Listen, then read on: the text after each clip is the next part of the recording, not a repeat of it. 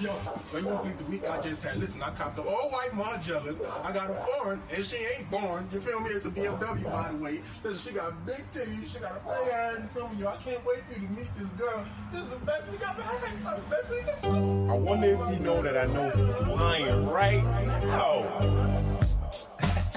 Oh, you got the new Margellas? That's what's up. That's what's up. I see you. That's your BMW? That's nice. That's your girl? Golly. Okay, I see you. But I just want to know one thing. You ready?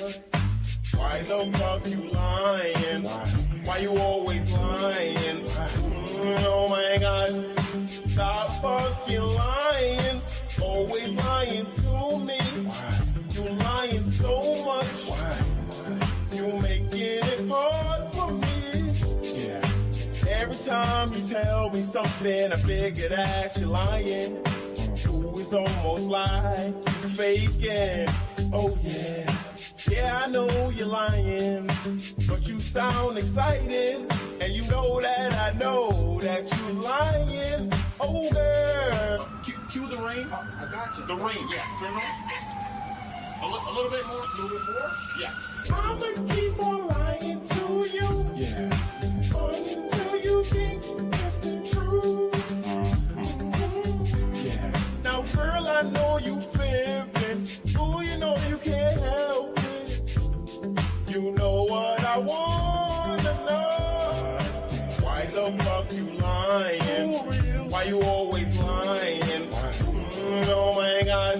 Stop fucking lying. Always lying to me. Too much. Lying so much, you know. You're making it hard for me. Baby, you don't stop. Why the fuck you lying? Okay. Why you always lying? Oh my God. Stop fucking lying.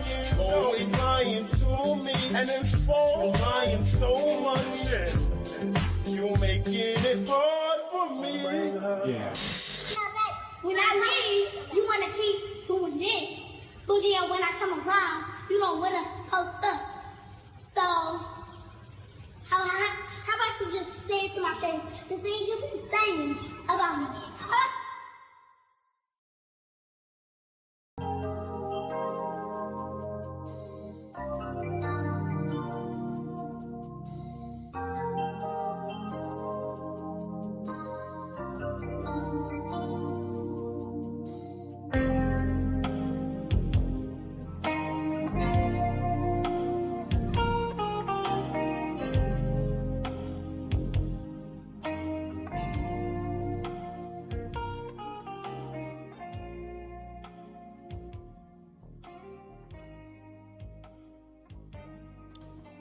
What is going on? What is going on? What is going on, y'all? What's up? What's up? What's up? Shout out to Style by Stevie in the building. We got Queen Spicy, hallelujah, in the building. I'm so glad that y'all are here with me on this Thursday evening for chapter 2 of The Truth About Lying. Okay, shout out to, I think this is Lily. I forgot her last name. This lady is hilarious.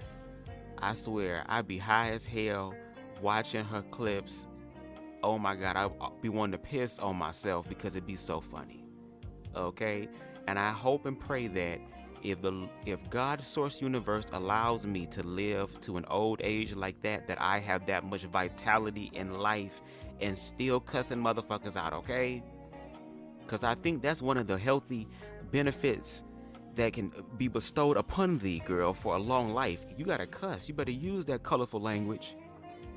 Anyway, we are here for chapter 2 of The Truth About Lying, written by Stan B. Walters. Okay, how to spot a lie and protect yourself from deception. Okay, I didn't do this the last time, but we're gonna do it right the hell now. Matter of fact, let me put this fair use doctrine up.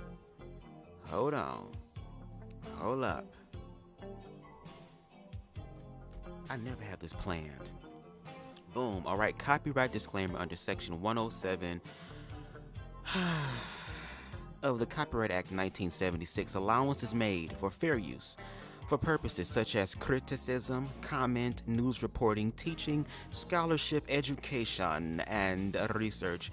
Fair use is a use permitted by copyright statute that might otherwise be infringing. Nonprofit, educational, or personal use tips the balance in favor of fair use, okay? If you're expecting a perfect read through of this, you're going to be sadly mistaken, okay? I'm going to be stuttering.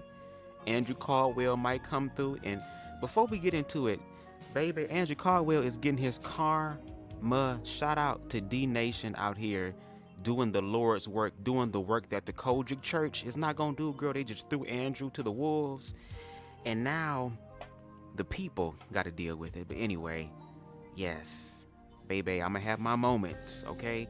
But we will get through this, okay? In the BubzDaGawd fashion and the BubzDaGawd way. All right?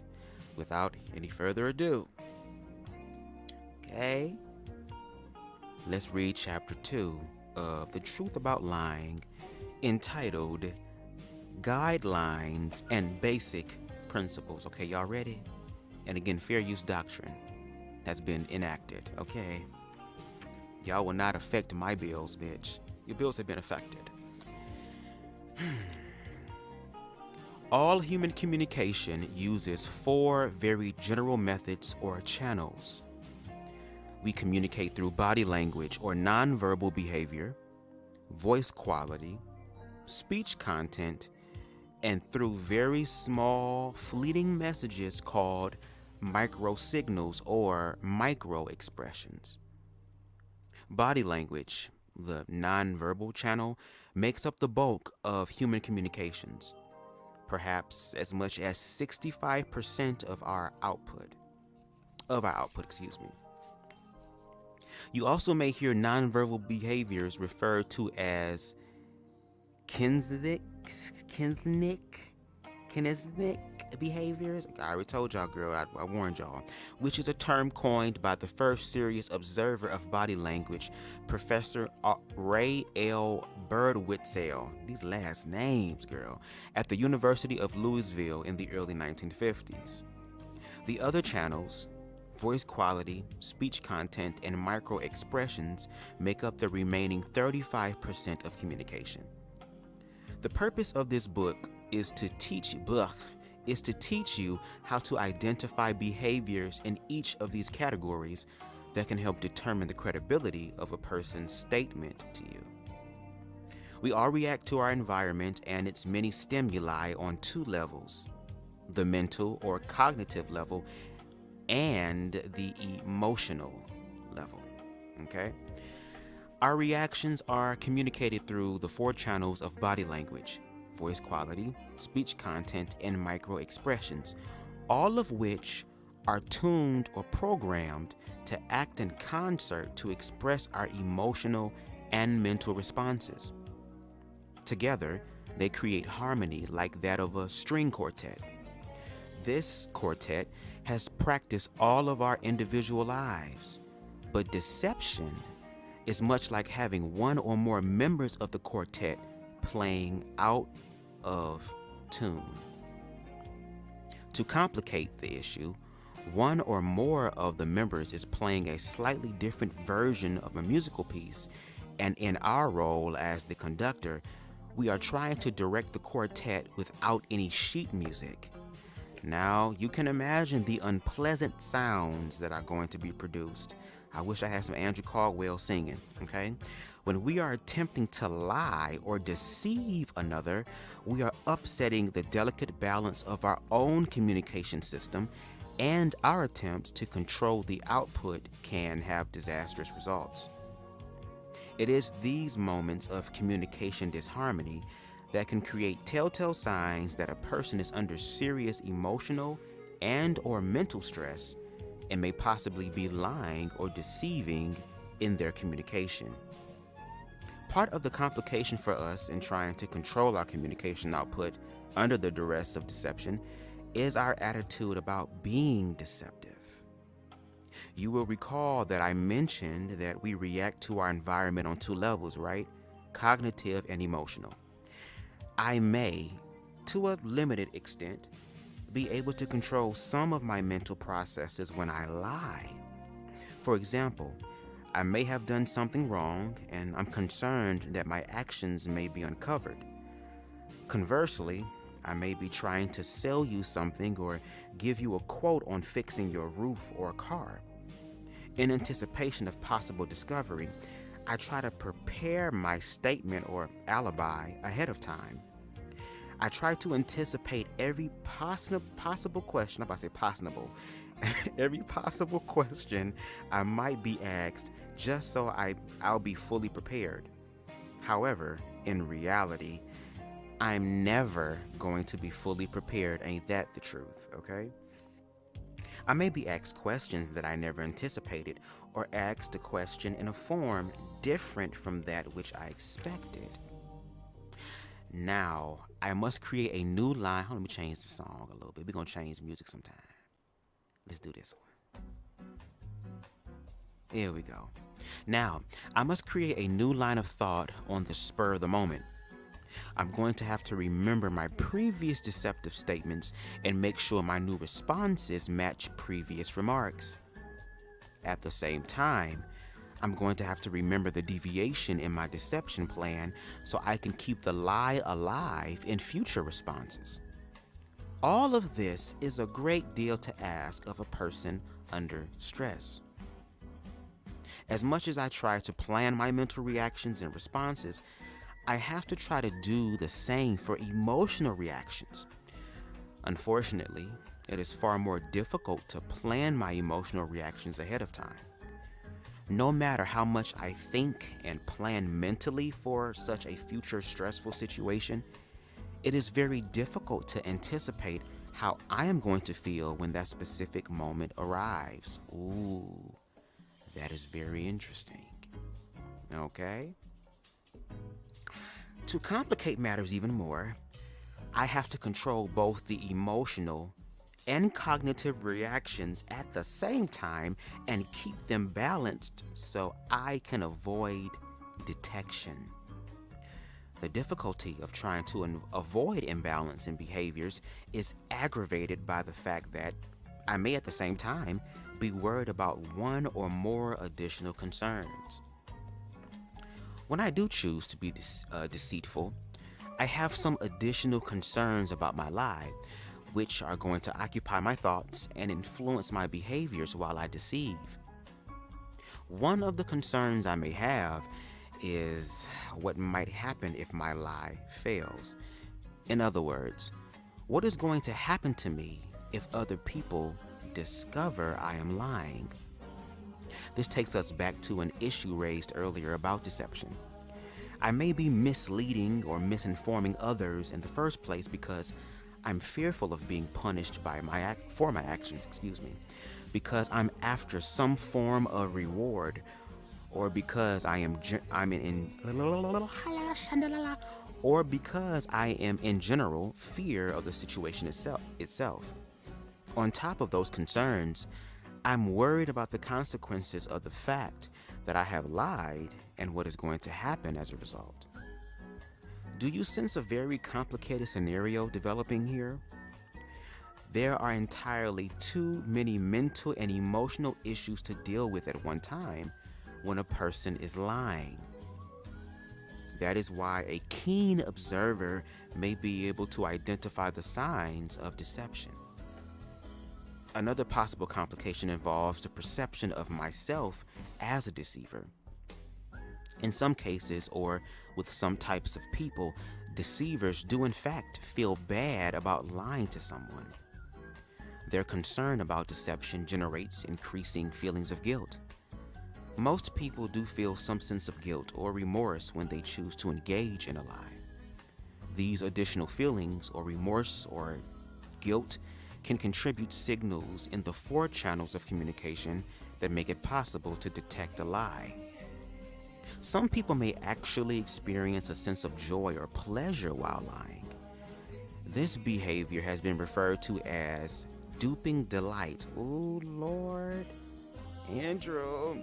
A person may experience this phenomenon because he sees his deception as part of a game, and he may be winning at this point, particularly if he perceives that the other person appears to be buying into the lie. girl, it may now be difficult for him to maintain, I'm going to say him, girl, because I'm going to speak about Andrew, to maintain control of the emotional elation he feels, just as it is difficult to maintain control over guilty feelings.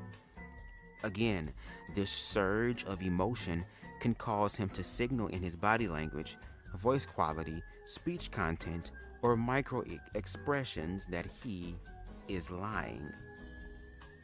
The task of interpreting the truthful and deceptive behaviors of other people can be very challenging for at least a couple of reasons. First, human communication behavior can be very complex and at various times confusing.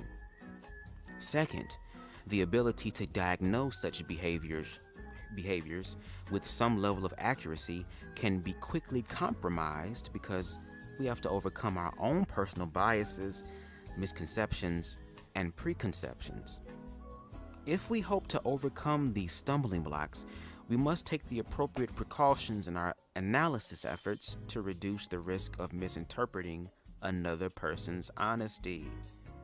Nothing can be worse than wrongly accusing a truthful person of being deceptive, but of course, you don't want to be lied to either, right? To help reduce the chances of making these serious errors, we are going to establish a set of rules to use when we are making our analysis of someone's behavior. These basic rules are critical as we explore the symptoms of deception. There are 7 easy-to-remember guidelines that will help you identify the signs that the person you're talking to is under stress in the conversation.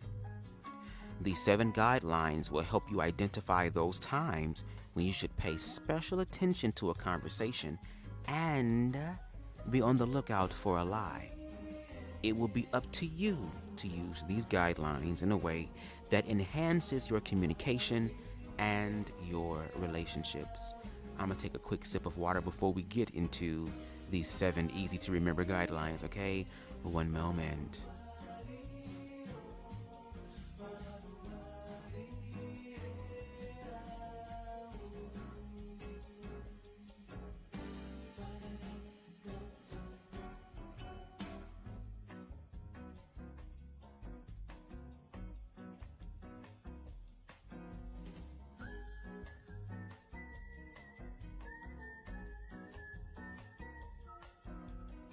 Alrighty, we are back.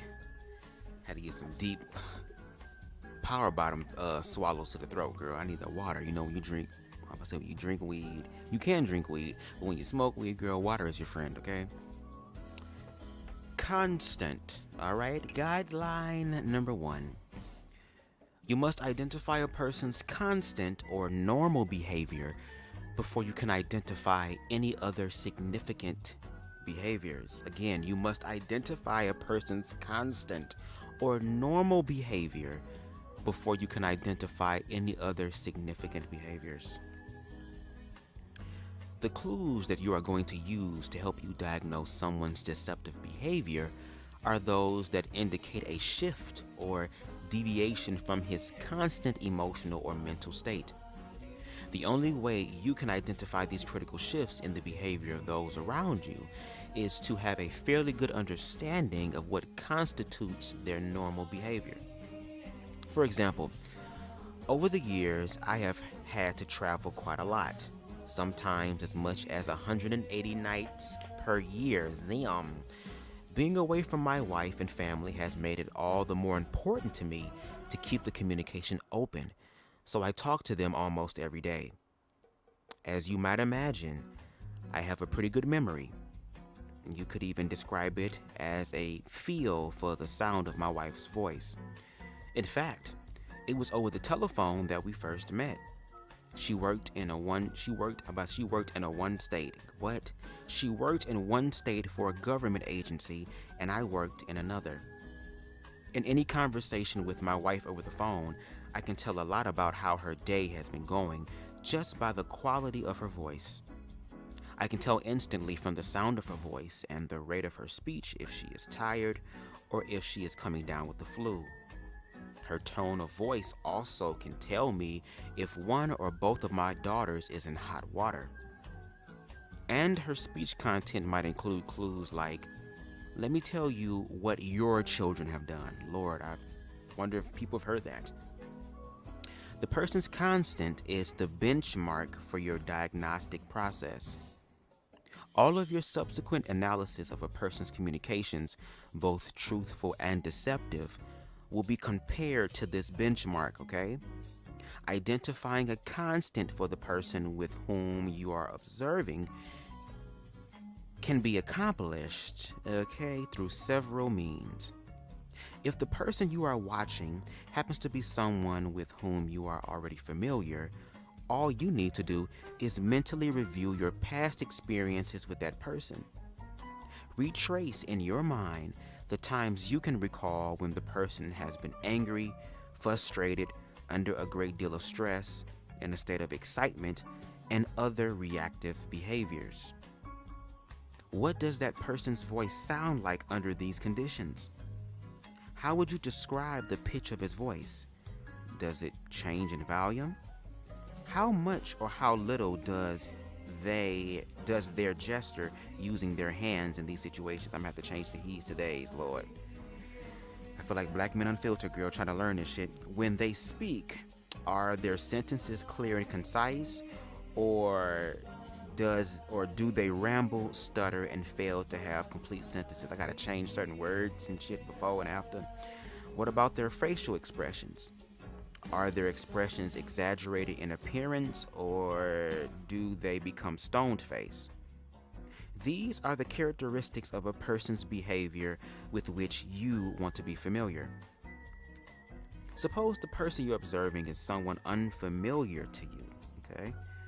Perhaps it is a person with whom you've just met or have had limited contact with in the past. How do you establish the constant for this person?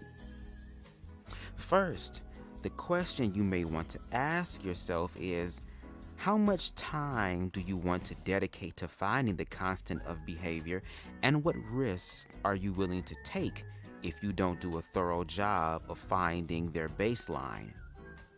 If you wish to accurately diagnose someone's credibility and hope to make an informed decision from the information you have obtained, spending some quality time in finding their constant is the place to begin. It needn't be a long, involved task, okay? But you do need to try to engage the person in a conversation about topics that are not of a crucial or critical nature, or are not connected with the primary issue about which you are concerned. Talk about family, sports, weather, movies, or better still, engage the person in a conversation about themselves. That is bound to be a topic with which they are thoroughly familiar, and you will hopefully find them at ease. Second, you'll get the opportunity to develop some good background information about the person and may get a little feel for their personality. It is often quite revealing to listen to a person talk about themselves and hear what they think is important for others to know. Listening to how they describe their successes, failures, or personal interests tell you what is important to them and can give you some great insights. You can also learn a lot about the person based on how they talk about other people, friends, business associates, and family members. Besides, if you're going to be judging the truthfulness of another person's communication with you, it's best done, by lots of listening and observing, and not necessarily by lots of talking. Girl, that is the truth. No shade. I'm an observant person. I will let people talk all day. That's how you get information. Okay, now I've been practicing this already, girl. Okay? What if you are interested in deciding whether you think someone in the public eye is lying? Perhaps you are deciding how to cast your vote, or are just interested in their situation. How do you get a constant on someone who moves in the public arena with such a How do you get a constant on someone who moves in the public arena, such as politicians, actors, sports figures, business people, or others who are extremely visible to the public through the press. It's obviously going to be hard for you to control the conditions under which you confine the constant of behavior, but the press will give you opportunities to observe interviews, and you don't have to worry about stimulating the person to talk or interact with you because someone else has taken on that role. Come on, research. All you have to do is sit back, watch, listen, and focus your concentration. The more publicity, the more publicly visible the person is, or the more often they are covered by the press in a variety of situations, the larger the catalog you will have to rely upon to establish the baseline. Don't rely, however, on staged or scripted events such as commercials, political ads, infomercials, movies, speeches, and so on and so forth. Your assessment will be more accurate if you can observe that person under more spontaneous situations, such as a press conference, when the press is allowed to ask any question they want. Television news magazine shows, investigative news shows, or open topic talk shows are more likely to give you a more realistic sample to use for identifying a constant for that person. Don't worry if the person has been well groomed to appear in public. A person who is going to be deceptive, even if well groomed or well rehearsed, can and frequently will still generate deception cues that you may be able to identify. Remember, nobody can catch all the symptoms and signs of deception at the moment they happen. You just want to be able to catch as many of those symptoms as you can so you can make an accurate and informed decision about the person's credibility. Change. Guideline 2. Look for a change in the person's constant, a new behavior or existing behavior that stops or changes significantly. Again, guideline number 2. Look for a change in the person's constant, a new behavior or an existing behavior that stops or changes significantly. Okay, let's change the music. Once you feel that you have an understanding of a person's baseline or constant, you can begin to look for changes in a person's behavior constant when trying to identify deception. There are 3 basic ways in which a person will undergo some form of change caused by the stress associated with deception. Either you will see a new behavior that you have not observed previously, an existing one will stop, or the appearance of an existing behavior will change significantly. Let's assume that you are evaluating a politician who is holding a press conference regarding the building of a new road in your state. He has been taking questions about the cost, how long it will take, and how many new jobs it will mean for the people of the state. So far, he's been very articulate and has no trouble expressing himself. Then, a news reporter asks him if, in fact, some of the money for this project has come from the Social Security surplus, which he had said during his campaign that he would never allow. His response to the question is something like this. Well, I know this is of great concern and that many people think that, but I've always been for a fixed income voter, protecting the fixed income person. This project is going to provide. It's been desperately needed for some time, and the loss or the use of some of those funds, it's in a better position than it was a year and a half ago. You just heard an important change in the congressman's behavior. One of the training tapes that I use when teaching interview and interrogation courses involves a young man who consistently keeps his hand up around or even covering his mouth. This young man does this even when he is telling the truth. It is a behavior that for other individuals can be a sign of deception, but this subject does it almost the entire time. Except, of course, when he is responding to a few key questions. For example, he is asked how he and his brother chose the drugstore they burglarized, and he answers that they had chosen the drugstore at random. Now, at that moment, he covers his nose and eyes with his hands. In this case, the subject stopped his normal behavior and engaged in a new symptom.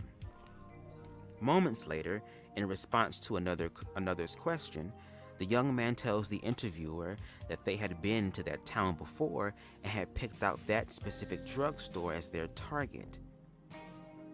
You may have had a child who gestures frequently when she talks. You might even say that she talks with her hands. But at the moment when you ask her about a vase that got turned over on the table so that the water stained the wood, you see her hide her hands behind her back as she explains how the cat jumped on the table while chasing a fly, and that must have been how the vase got turned over. Your daughter has changed her existing communication behavior. So, who really knocked over the vase? These behaviors that you are learning to identify don't just happen out of thin air. Something causes them to happen. There has been some form of stimuli that causes the reaction on the part of the person you are observing. That stimuli can come in the form of a question from you, an observation that person has made, or from an emotional or thought within themselves as they consider something they may wish to communicate with you, and so on. The significance of the stimuli itself is what is going to be important to explore. The timing of the person's reaction is going to be anywhere from 3 to 5 seconds after that key stimuli. Since the time frame is relatively short, it will be extremely important for you to focus all your attention on this person's verbal and nonverbal behavior nearly all the time. A moment of distraction may cause a failure to recognize that something of importance has just caused the person's behavior to change. One of the mistakes that is frequently made by observers of deception is classifying deceptive behavior that they have seen or heard in response to the wrong question or stimuli. You may have witnessed a deceptive response if you have just seen your employee cover their mouth, lean their body away from you, shrug their shoulders, and answer yes when you ask them if they sent the contract bid in before the deadline. It does not mean they were lying to you when you asked them 2 minutes ago about the amount they billed you for overtime. And again, I'm changing the he's to they's, okay? You must limit your analysis to one specific response. You cannot make a broad assessment of all of the person's behaviors just on the basis of a single answer or reaction. What was the specific question you asked just prior to seeing this person's reaction? What was the last stimuli the person experienced just before they gave you their answer? If the response to that specific issue to which it is the response to that specific issue to which you should limit your analysis. And excuse me, y'all, I'm doing a cold reading, so I don't know if it's I don't know what's going on. It is what it is, okay? If you will recall from our discussion in the previous chapter, we all react to the world or environment around us on 2 primary levels, emotional and mental. We would prefer that the world be orderly and predictable all the time, right? But obviously, we can't control the conditions around us. Through years of practice, we have developed some fairly ingrained habits in our behaviors. For the most part, we will have developed some fairly consistent behaviors when we are happy, sad, frustrated, upset, relaxed, and so forth. In the same vein, we also have spent many years practicing our communications with those around us and have developed a fine balance in our expressions of feelings and ideas. You will recall that we talked about the well-rehearsed quartet of communication channels we used when we express ourselves. We communicate best when all the members of that quartet are playing the same piece of music with the same feeling, at the same tempo, at the correct volume. Then all four parts are blending together nicely. Deception creates disharmony in that quartet, and it shows in the performance. For example, my partner and I were conducting an investigation for one of our clients regarding a sum of money missing from a financial institution. There were only a small number of people who could have had access to the money and who would have an opportunity to take it. Our investigation had narrowed down the possible suspects to two people. The older of the two had hired the younger man to help him repossess a car. The normal procedure was to make contact with the owner of the car face to face and, if at all possible, obtain a payment. If they could not get the payment, one man would drive the repossessed car back to the bank and the other man would drive their personal car back to the bank. In the instance we were investigating, the men were able to obtain back payments and therefore did not repossess the car. The next morning, when the older man returned to the bank with the cash, half of the money was missing. We began interviewing the older of the two men. We spent some time discussing how the men did their job for the bank. We also learned that they had other jobs that they worked at part-time. I discussed in detail the older man's financial condition, asked about any problems with loans, school, doctor bills, gambling debts, and so on and so forth. I didn't spot any telltale signs.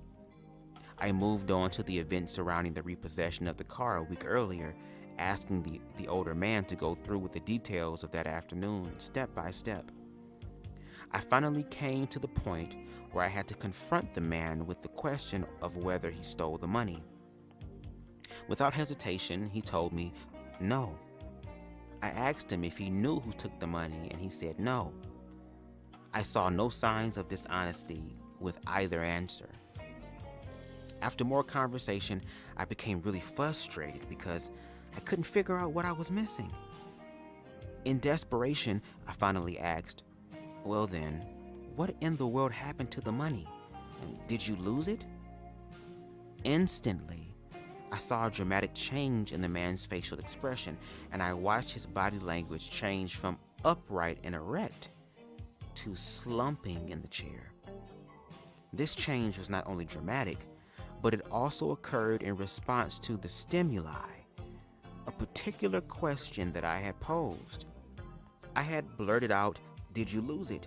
And because I was keenly aware of the dramatic, timely change in the man's constant, I was able to pursue this line of questioning. The older man genuinely thought he had lost the money. As it turns out, the younger man had stolen it from his pocket, which we're able to discover in a later interview with the younger man. The reason that changes in a person's constant are indicators of something going on is because when a person practices deception, he is forced to consider more than one train of thought and more than one true emotional response. These multiple levels of response wind up taxing a person's ability to focus their concentration. Trying to entertain more than one thought at one time is psychologically impossible, but a good lie, if there is such a thing, demands some mixture of truth and deception. As we said before, the larger the lie, the greater the challenge to remember all of its integral parts. We must concern ourselves with previous lies in order to make sure that the follow-up deception correctly matches and leaves the new lie open enough to be able to add to it if necessary. Besides being challenged at creating and sustaining the deception, we must be able to keep our emotional responses in check and ensure that they are synchronized with our verbal output. This is quite a lot to accomplish all at one time, and we frequently fail to do so. What results are the symptoms of deception we generate during our responses? This imbalance between thoughts and emotions can create a significant change in behavior, and it is this change that you can hope to spot and identify while decoding another person's communications.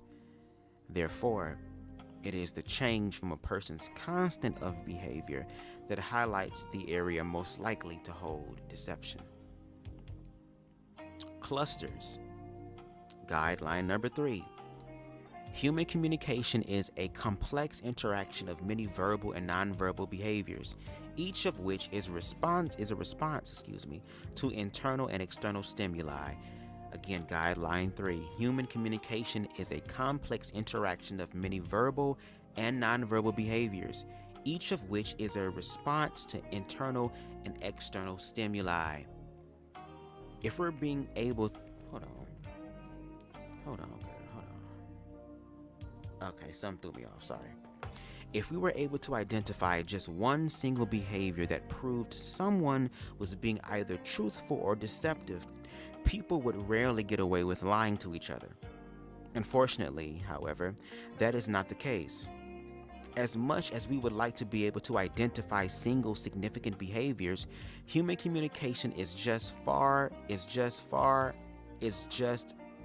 too complex. Lord.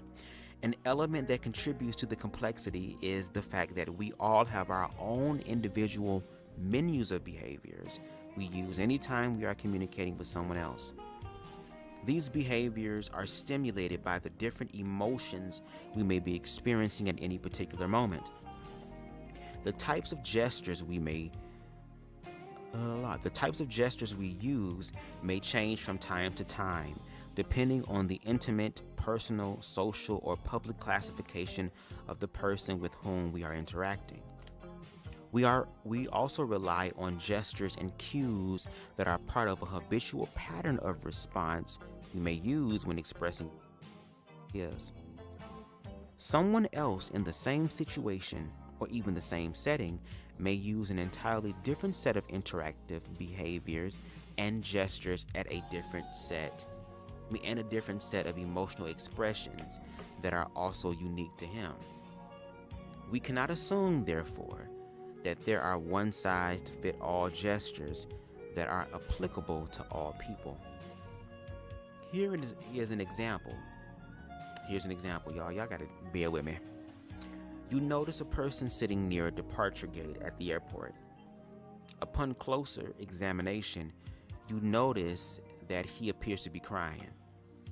Now, what are all the possible reasons that this man could be crying? Perhaps he is going to be flying to another city to the funeral of a recently deceased family member, and he is grieving over the loss of that family member. Perhaps his son has just gotten on a plane and is flying to a military base and preparing to go into a dangerous military situation on the other side of the world, and he fears for his son's life. But wait, people cry for other reasons too. His daughter and son-in-law are returning from being overseas for 2 years, and he is about to see his granddaughter for the first time, and he is crying tears of joy. His wife is returning from a long treatment at a medical facility on the other side of the country, and she has been cured. Now hold on now. They may have been laying new carpet in the airport, and the smell of carpet glue is really strong. Maybe he is allergic to the smell of the glue. He could have just gotten cataract surgery, and the bright sunlight is painful to his now sensitive eyes. All the above could be reasonable explanations for why you might see a man crying while sitting in the waiting area of the airport. With these examples in mind, consider the mistakes that could be made when trying to judge another person's honesty based on a single cue. Just as with the unique gestures I use when I'm interacting with another person, I have a similar personal menus of signals I may exhibit when I'm deceitful. What I may exhibit as deception cues are symptoms that you may never use or only use infrequently. If you believe that a particular nonverbal cue is a sure sign of deception, you may spend our entire conversation watching to see if I exhibit that one specific cue, which I may never use. In the meantime, you could miss a significant number of other nonverbal and verbal cues that I've been lying to you all along. Let's consider another complication that may occur, right? Suppose you have identified a symptom that you believe is reliable for helping you identify a dishonesty in someone. At some point during our conversation, you notice that I appear to have exhibited that one suspicious. Okay, girl, Andrew, come get your shit, girl. Hold on.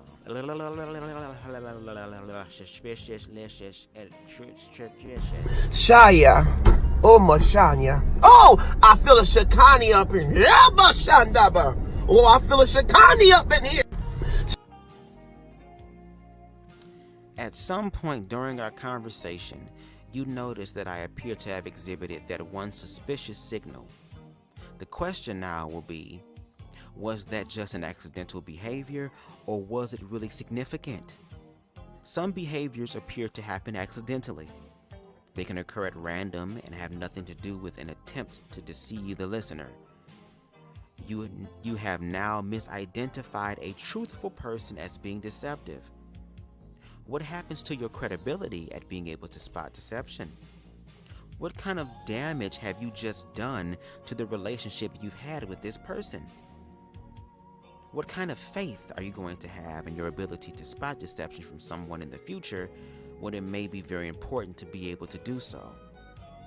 Avoid the pitfall of making a diagnosis of a person's honesty on the basis of a single behavior, because there is no single behavior, verbal or nonverbal, that proves that a person is being truthful or deceptive.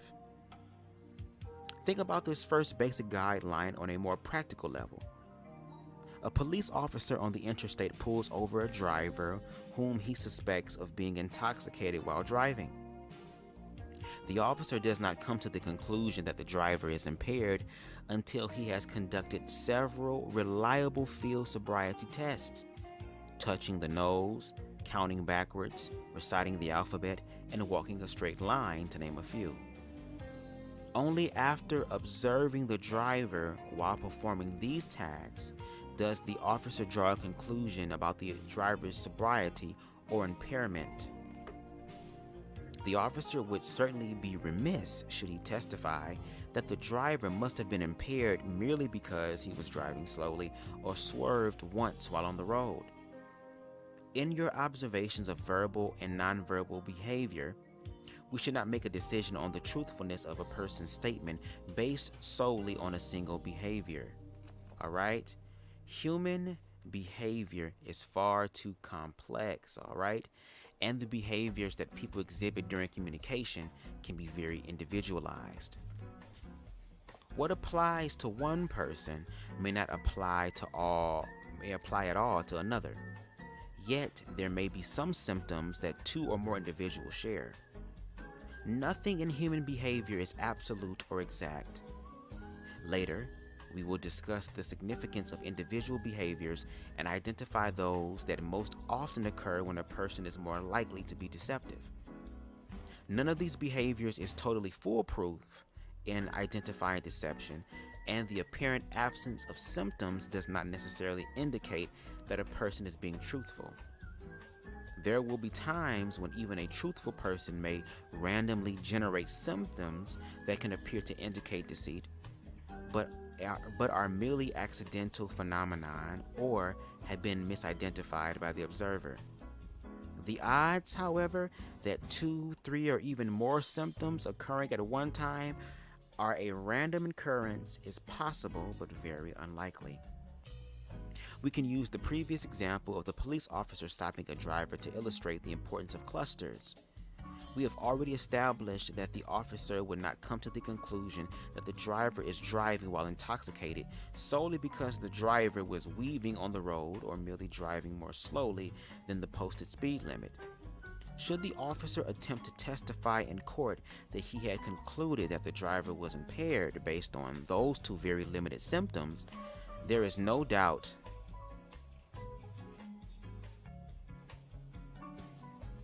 Hold on, some hood shit happening.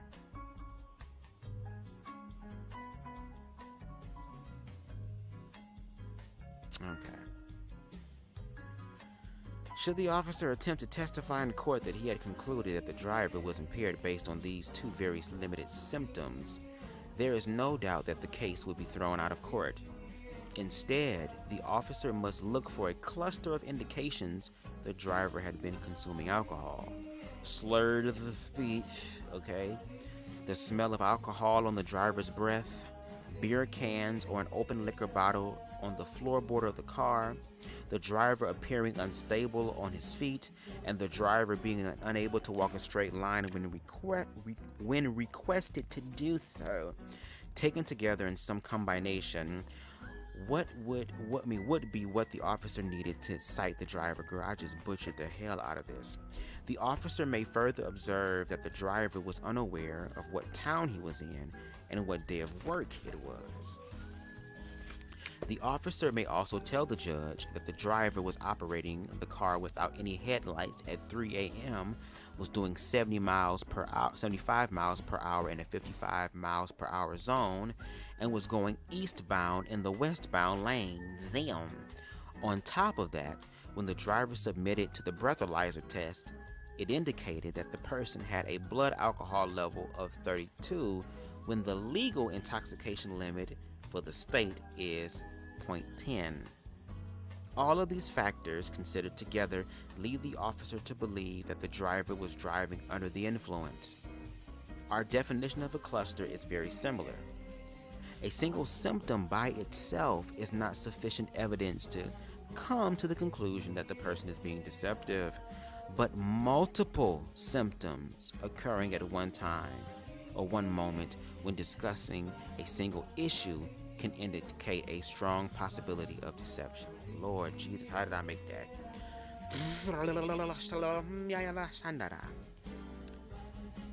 Consistency. Guideline 4. A consistent reaction to a specific issue can be a significant indicator of deception, okay? A consistent reaction to a specific issue can be a significant indicator of deception. We indicated earlier that the way for an observer to spot deception is to look for changes in a person's normal or constant of behavior. As we will learn later on, not all of the changes that you see are indications that someone is lying to you, but they merely can be acting under a function of general stress. The deception-oriented changes, okay, that I generate occur because there is conflict between the emotions that I feel and the emotions that I intend you to see. Those changes you see, right, happen because of the conflict I experience trying to keep all these emotional issues in check. Until I can become accustomed to and control the projected messages and come to terms with my true internal messages, there is always going to be some constant form of negative reaction from me when you ask me to address that particular topic. I won't have the same problem with any other insignificant issue. You already know that there is no single behavior that proves a person is being truthful or deceptive, and that you must try to identify behaviors in clusters. If the issue under discussion is really of significance to the speaker and the speaker must continue to protect their deception, you should keep getting some form of reaction each time you raise the topic. This is not to suggest, however, that the person will exhibit exactly the same set of behaviors or clusters every time the point is raised. What you are looking for is some form of cluster that consistently occurs when the topic is being discussed. You want to eliminate the possibility that the behaviors you are observing are random in nature. One of the keys discovered in research is that for a period of time, a deceptive subject tends to keep reacting to the hot topic or issue. Knowing that a deceptive person is more likely to keep presenting some form of stress or deception cues allows you more or less to test the person about other related topic areas. If you get some form of negative response in only one specific area, you'll know that it's most likely where the deception may be found. After a period of time, however, the intensity of the person's reaction to this suspicious area may diminish. Discussing the topic then will not create the same level of reaction in the person that it did before. For example, let's say you are a human resource manager and your job is to interview and hire qualified candidates for your company, right? Perhaps the job vacancy you are trying to fill requires some experience, training, and a degree or other credentials. As you are interviewing the applicant and reviewing the employment application, you ask about their degree or specific experiences at a previous job. Whenever this issue is raised, the person becomes evasive or begins stalling in their answer, and perhaps shows you some significant changes in their body language. This could well be a significant cluster of behavior suggested that the person is withholding something about their background. They may never have finished the degree program or may have inflated their skills or experience in a previous job. See, this is an area you need to explore in greater detail to determine why the person is responding with such remarkable changes in behavior. What if you are considering hiring a babysitter for your kids, or perhaps asking questions of someone who has to be a house sitter while you are away on an extended vacation? Girl, I don't know what's going on in this read through, but it is what it is. Shit. Wouldn't you like to know for sure if that sitter was a responsible person and could be trusted with your home or children? Significant changes in their body demeanor can be telling you to be more inquisitive about that person's background. Consistent reactions by the person during the discussion of particular issues should be a signal for you to continue to probe for more accurate details. You will want to keep coming back to the question or issue that seems to invoke a cluster of changes to the person's constant and see if that happens every time you get close to that topic in your conversation. Remember, you're not looking for the same changes every time, just that there are changes every time and that they arise in clusters. When you notice that this is happening, you will want to prolong the conversation, moving away from the key issue, then circling back to it and observing closely what happens. Preconceptions, Lord. Guideline number 5. Okay, what's up, Queen Amber? What's going on? Hope all is well. Guideline number 5. To use your skills to the fullest, approach conversations with an open mind. Observations based on preconceptions or misconceptions are not reliable. Let me read that again. To use your skills to the fullest, approach conversations with an open mind. Observations based on preconceptions or misconceptions are not reliable. From the very beginning of this book, right, I have tried to make the point that in general, people do a very poor job of determining if they have been or are going to be victims of deception by another person. I also have tried to point out to you why we do such a bad job at identifying deception. Some of the causes for our failures have been attributed to identifying the wrong behaviors as reliable signs of deceit. I have warned you about the risk of trying to identify deception on the basis of single behaviors, because there is no single behavior that reliably indicates truth or deception for all people. Compounding the pitfalls of misconceptions are personal prejudices or preconceptions, okay? Compounding the pitfalls of misconceptions are personal prejudices or preconceptions. The accuracy of your analysis of another person's truthfulness rests on your ability to put aside any preconceived notions you may have had about whether the person is going to be truthful or deceptive. If you make your observations with the assumption that this person is probably going to lie to you, then all you're going to see are those symptoms that confirm your suspicions, whether the person is exhibiting true symptoms of deceptions or not. Human beings are notorious for frequently deciding on the solution and then creating an argument that will support the conclusion that they have made already. Let me read that again, bitch, because Lord, human beings are notorious for frequently deciding on the solution and then creating an argument that will support the conclusion that they have made already. For example, I have this belief about the driving abilities of the residents of a certain state. I believe that they must be the worst, most reckless, and dangerous drivers in the entire United States. Not just some of the drivers from this place, but every single last one of these people is a rotten driver. I hate to share the road with them. First of all, they're always driving over the speed limit. They're all crazy. In the fast lane, they just fly by you.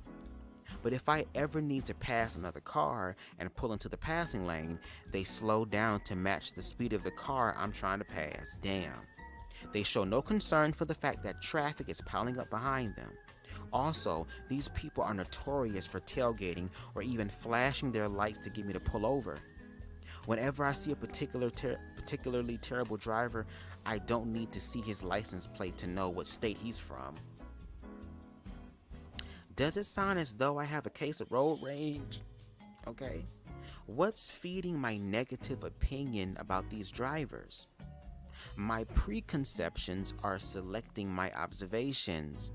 I'm keenly on the lookout for instances that confirm my suspicions and expectations. However, my observations tell only half of the story. It is improbable that every single person in that state is a terrible driver, but by seeing only what I want to see, examples that reinforce my preconception, it certainly appears that way. My preconceptions have weakened my observation skills, and I have made a faulty judgment. See, when you are trying to determine if someone is lying to you and relationships are at stake, you want to be careful to avoid preconceptions and remain objective. Can you think of anything worse than to be telling the truth and, no matter what you say, not to be believed? What must that be like for the spouse or teenager whom you have accused of deception, but who is actually being truthful? Think how dysfunctional a relationship can become if it is built more on suspicion than on mutual respect or trust. The person who should be so important in your life is less likely to confide in you, okay? Share hopes and dreams with your ass, or even come to you for advice and support if he feels as though he must continually defend himself when speaking to you. Conversely, preconceptions can cut the other way and make you vulnerable to deception. If you cannot believe that the good-looking guy you met at the company picnic would be anything less than truthful, you are setting yourself up to become a victim of another person's deception because you will never see the lies coming. That is not to say that you should believe all the gossip you hear about someone. In fact, if you are using your new deception detection skills, okay, you should be able to figure out when someone is embellishing a story. At the same time, though, are you ignoring some obvious warning signs of deceit because you just don't want the rumors to be true? Do you believe his lies because to do otherwise would mean that the others were correct in warning you about this dishonest motherfucker? If you convince yourself that you are lying, then you would end up convincing yourself that the handsome liar is being honest. This is not to say that you should be so paranoid as to believe that everyone is going to lie to you. Hopefully, you are also not so naive as to believe that everyone tells the truth. You can, however, learn to do a better job at correctly decoding the way other people communicate with you and be more aware of how you communicate with them. Your next question at this point might be, how do I avoid the dangers of preconceptions, right? Before you made an assessment about this person's honesty, did you identify his constant of behavior? Can you identify possible deception based on the existence of clusters and not on single behaviors? Does he consistently show clusters of signs of deception when you discuss specific issues with him? Have you identified the changes that you have seen that are reliable signs of deception? We are going to examine this issue in greater detail when we discuss cross-checking a little later. Okay?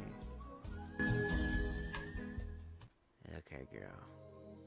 Here we go. Okay, girl, it's a little loud, girl. I'm about to say, don't overpower me. Okay? Contamination.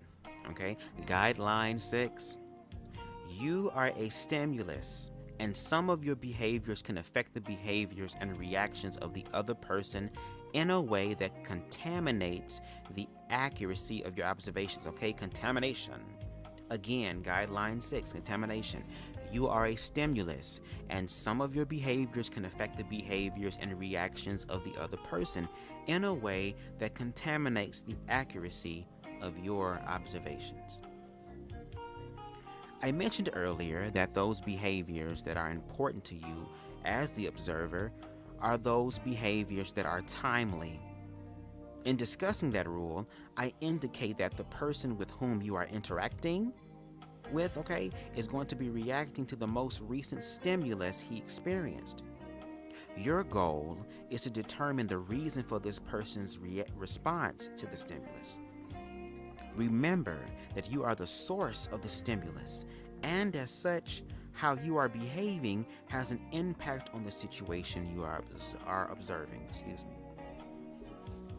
You may feel that you are incapable of such sustained attention to the smallest detail involving your attitude and the vibes you are giving off, in addition to the contamination caused by the environment. So, here are a few conditions that can make such concentration a little easier to accomplish.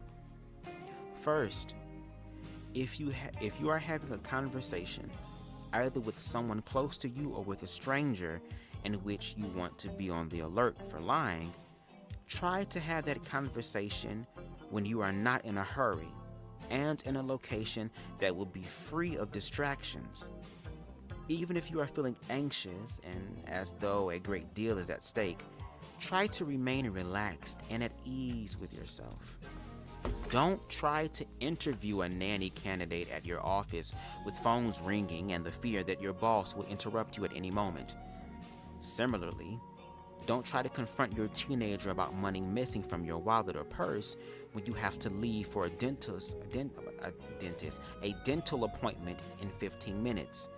When you extended family, Lord, I be trying to read fast, girl, and be trying to slow down. When your extended family is about to arrive, or your favorite television show is playing. Arrange to have these conversations in a quiet place and do everything you can to suffuse, girl, the atmosphere with a calm and relaxed attitude. If you are undistracted and you have plenty of time, you will do a much better job of observing and analyzing the communication that takes place. During any conversation, you need to remember that the other person is going to be reading and diagnosing your behaviors just as you are reading this. If I have a long-standing relationship with the person whom I am now observing, he also have developed a pretty good understanding of my constant of behavior as well. The person may be responding to me in a manner based on our past communications and relationship, and whether the past history has been good or bad will be reflected in his reactions to me. The question you need to ask yourself is whether or not he is reacting to the way you are behaving rather than the topic of the conversation. There can be times when our actions and reactions are far stronger and more important to the other person than the topic of discussion. The behaviors I see from another person may be the result of what he is seeing in my behavior. If I am aggressive, condescending, or disinterested, the response of the person with whom I'm communicating may very well be a reflection of my behavior and communication. The following story is a perfect example of contamination. A few years ago, I bought a bottle of expensive perfume for my wife. She had sampled the fragrance during a recent visit to one of our larger local department stores. As a surprise, and for no particular reason, I bought her the perfume as a gift.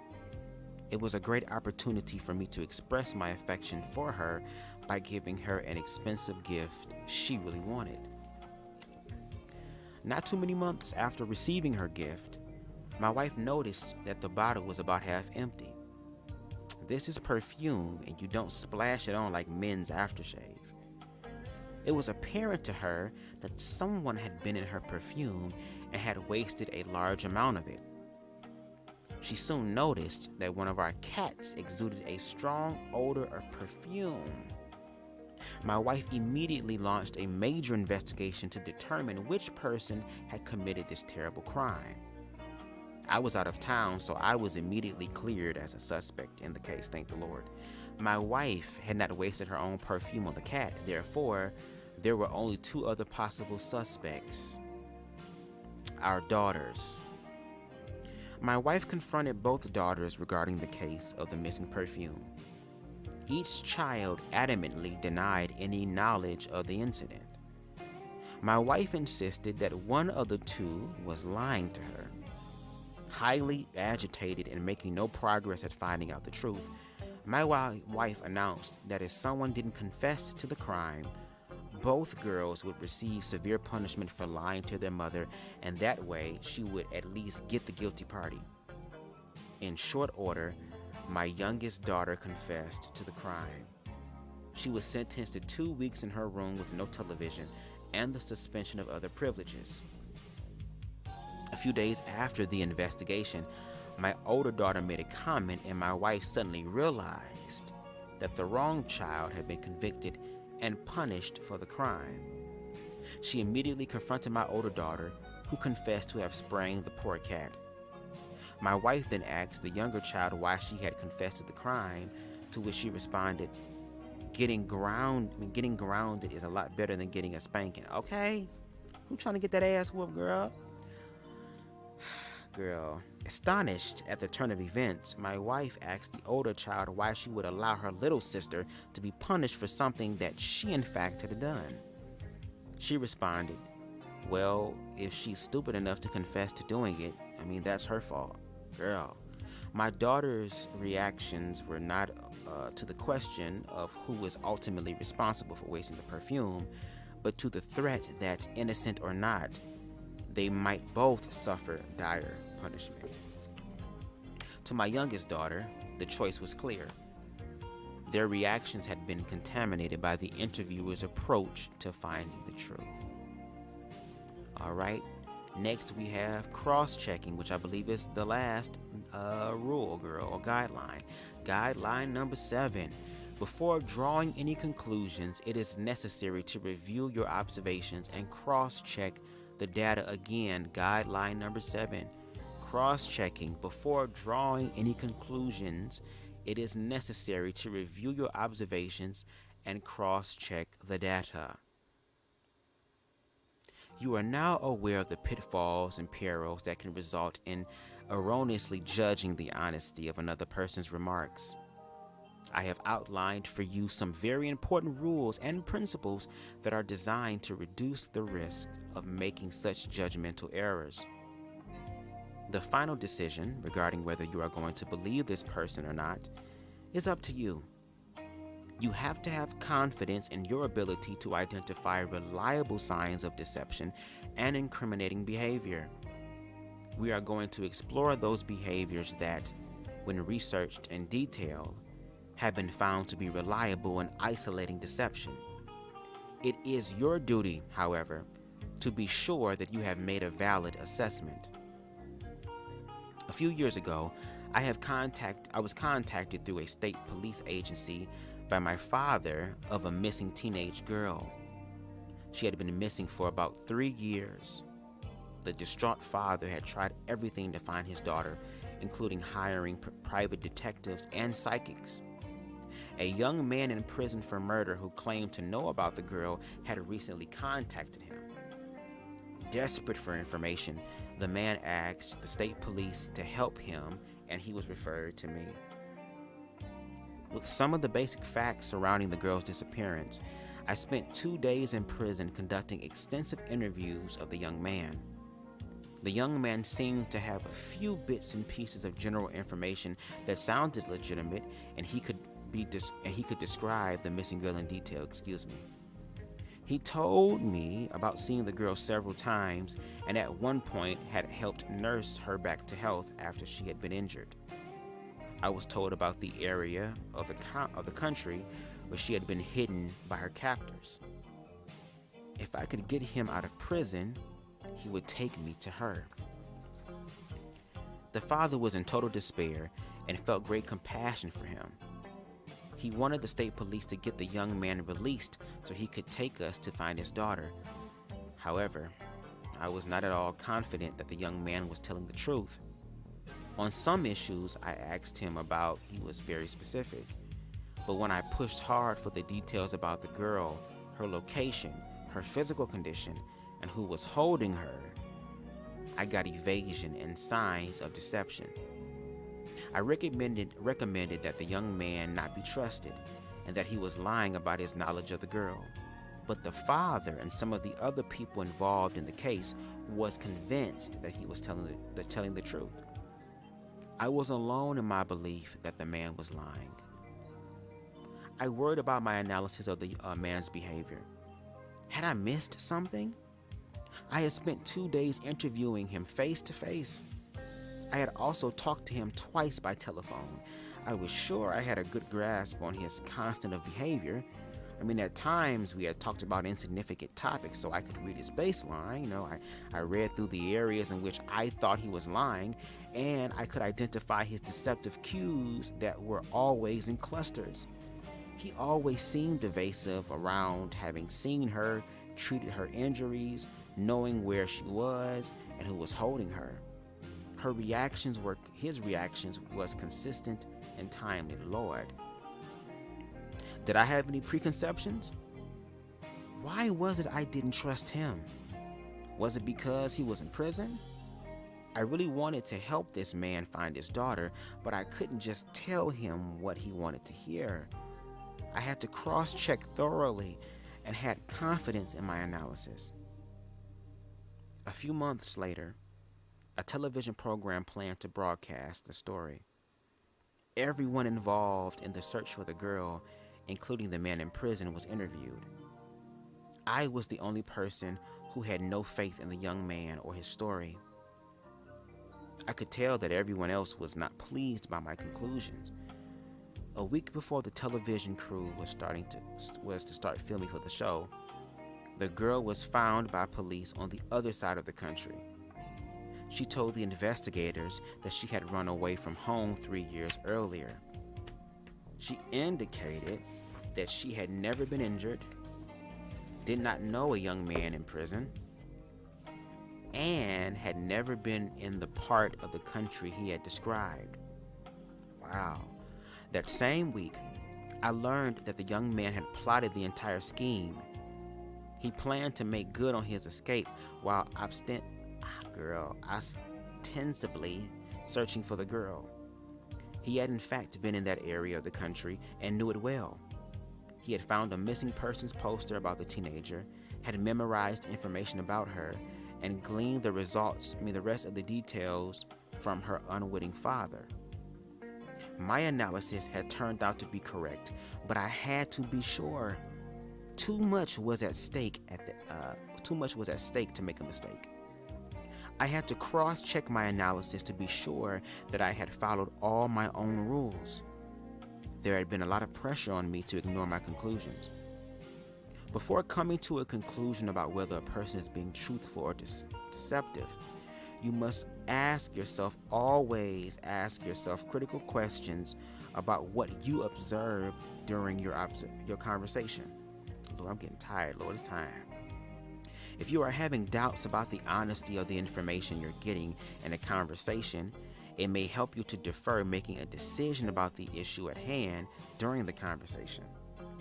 You may want to ask for time to think about it or arrange to continue the conversation at a later date. After the conversation is over, sit down immediately and make some notes about what was said and what you observed. First, did you establish a constant for that person? Have you known or observed that person for a sufficient period of time in a non-stressful setting that would enable you to fully understand their normal or non-stress behaviors? Did you spend time talking about non-stressful issues or discussing topics that should not generate stress or need to deceive on the part of the person being observed? Second, can you name the timely, consistent changes that you observed in clusters? Accurately identifying deception should not be based on a feeling, but on specific behavioral observations. These behaviors were caused by some form of stimuli, and each time the topic or issue that creates that response was raised, some form of reaction from the person should have been observed. Those behaviors should also be a change from the person's constant pattern of behavior and should occur as a cluster of symptoms. If you can specifically identify, when the symptoms occurred, name those specific behaviors accurately, and you have observed them occurring in clusters, then your analysis should be reasonably accurate. Third, were there any behaviors or actions on your part that may have contaminated this person's behaviors, or are you harboring any preconceptions that could cloud your conclusions?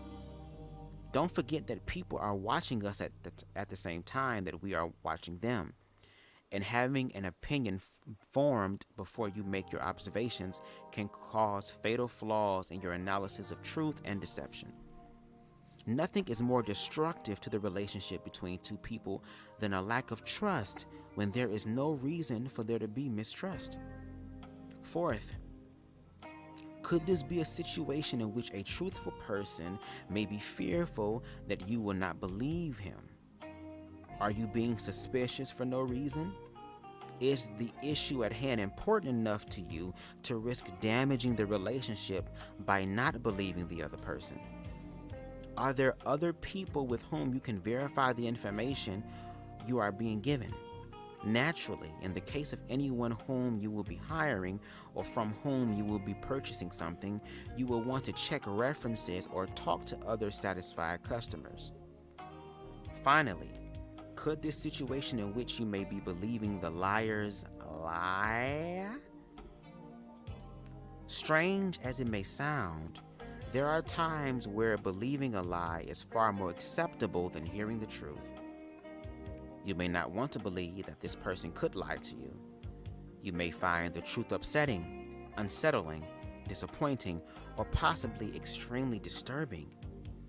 The true test is not that you have uncovered the truth, but can you live with it, or should you?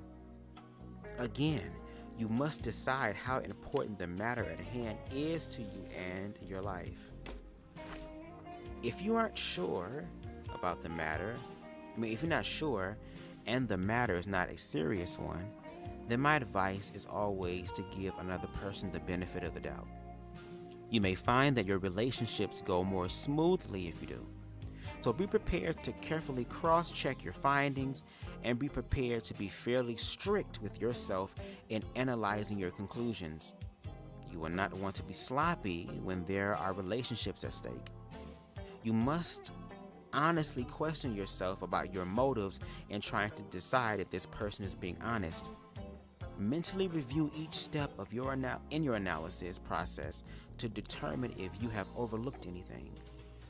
Now, once you have indicated to another person that you believe he is not being honest with you, it may be difficult to take back such an accusation without at least doing some harm to the relationship.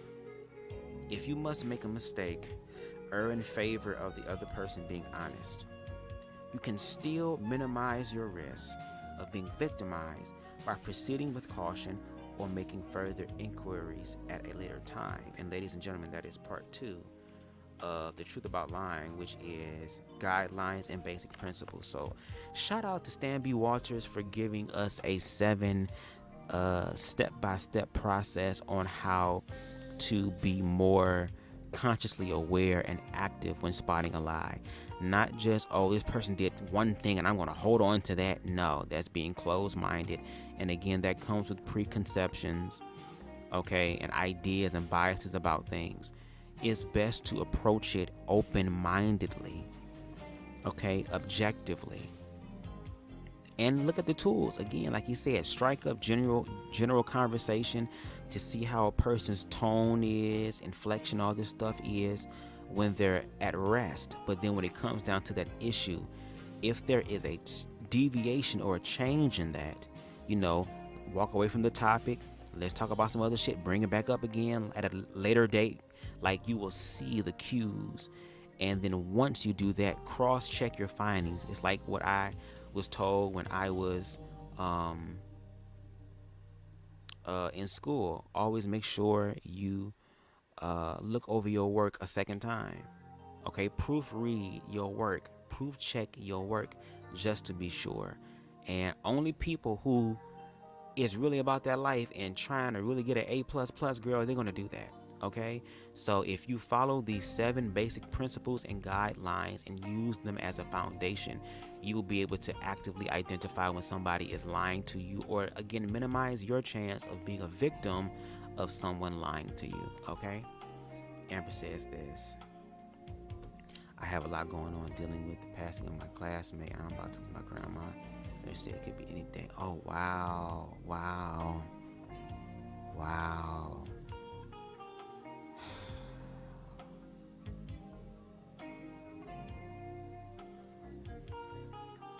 And that's why I was saying to do all you can to spend time in the present moment, because that's the thing about life. Life is lifing, and sometimes that lifing don't even look fair. It don't look right. But you are covered in love, Amber. You are. And if you're open to receiving that love, we give it to you now. We've been giving it to you. But my condolences to the passing of your classmate, and the update on your grandmother. So I sending lots of love and healing frequency and energy and vibrations your way, Amber. Sending it all to you. But thank y'all for rocking with me for part 2 of Why You Lying, the truth about lying in the BubzDaGawd way. Again, it's not gonna be for everybody, and I'm okay with that, but I only am with the individuals who want to rock with it. Okay, I'm finding my tribe, and that's all that matters. I ain't trying to be liked by everybody. I ain't trying to have everybody watch me. I just want the right ones, okay? Stuttering and all, a leprechaun and all, girl, all type of shit and all. All right? So with that being said, thank you so very much for rocking with me. If you could please put that banner up. Please make sure to hit that like button. That is the most important thing you can do for me for this platform. It's free 99. It doesn't cost you a thing. It takes like half a millisecond, and it helps this channel to grow in the algorithms. I am now at 763 subscribers. I was stuck at 757. Then I went to 762. Then I went to 760. Now I'm at 763. So the fact that you guys like the videos is helping to grow this channel. Even if it's going to take a while to germinate, I'm fine with that, baby. I'm learning that patience is definitely a virtue. Okay? If you are rocking and liking the vibe over here on BubzDaGawd, make sure you hit that subscribe button as well as the notification bell so you can stay up to date with my uploads and my lives. Okay, and I think YouTube only gives 10% of subscribers and notifications, so hitting that bell kind of strengthens your chance, okay, at getting notifications of when I go live. If not, you can always catch the replay. And if you feel compelled to, you can hit me in my CashApp at the bottom of the screen, $ BubzDaGawd, Zelle, PayPal. Look, again, we over here at Bubs Flow Ministries, girl. We gonna actually put dough knobs on the dough. okay, to help improve and to upgrade this platform, because I have so many visions of things that I want to do, and they're feeling realer and realer every day. I have so many ideas, and I'm just waiting for the opportunities to present themselves. I'm doing my own mental and emotional work, and also putting myself out there so that when those opportunities do present themselves, I can take them with fear and trembling. So I'm excited because, baby, I know that my future is bright. I'm very excited about it, okay, and excited for what you guys are going to experience here on BubzDaGawd. Okay. So shout out to everybody who came through. Shout out to Queen Spicy, yes, for the CashApp name. Shout out to Queen Amber again. Condolences, and we sending love to you. Shout out to Queen Stevie that came through. Appreciate you. Shout out to those in the replay gang. Shout out to the very few that were in the bushes. And until next time, everybody, peace.